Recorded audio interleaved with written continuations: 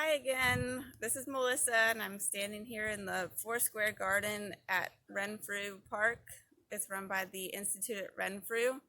And today for our garden chat, we're going to be talking about companion planting, which is another tool that gardeners and farmers can use to increase their plant yield and really help provide a healthy environment for the plants that they're growing. So companion planting has been used for hundreds of years. The Germans who ran this garden definitely used companion planting in the garden because, especially back in those days, there weren't things like insecticides and synthetic fertilizers and things that people use now to combat issues with nutrients and insect populations.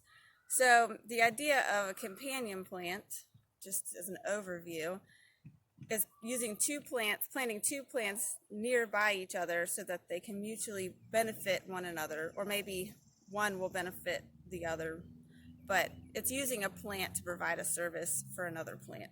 And there are lots of plants that naturally, even in nature, will always be found growing near one another because they help provide something that the other one lacks. And so there's basically four main reasons why companion plants can be really helpful and successful with each other. The first one would be for nutrients. So one really great example of this goes all the way back to the Native Americans, who would always grow beans with their corn.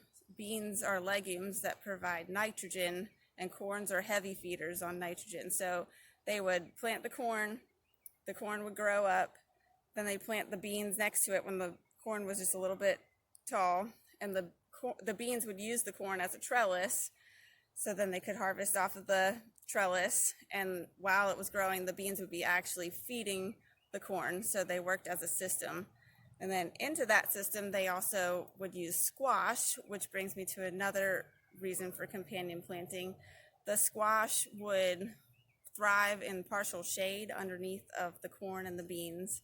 And it would also protect the corn and beans from animals with its prickly stem. So that's kind of like the ultimate example of companion planting used by the Native Americans.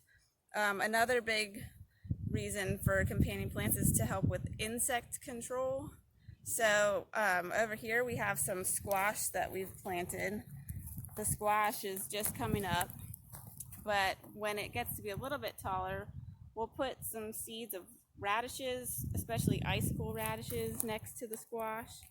And the radishes, with the really pungent odor and taste, will keep squash bugs away from the squash stems, so they work together. You can also, this is kind of more of a stretch, but a trap crop would be using a plant that one insect really likes to feed on more than the plant that you're growing, so that the insects will go to this other trap crop instead of your crop that you're growing, and then you can just pull that plant out and toss it with the bugs on it.